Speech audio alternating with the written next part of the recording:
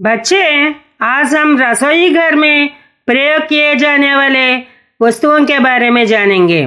పిల్లలు, మనం ఇవాళ వంటింట్లో వాడే సామాన్ల గురించి తెలుసుకుందాము.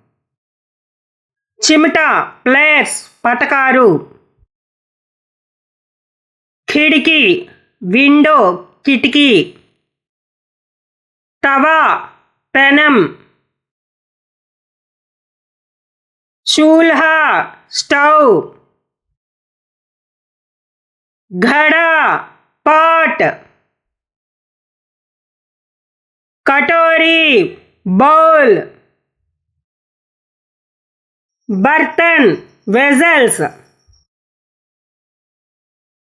फल, फ्रूट्स. टोकरी, बास्केट. चम्मच, स्पून. प्याला, कप. तरकारी, वेजिटेबल्स. प्याज, ऑनियन. थाली, प्लेट.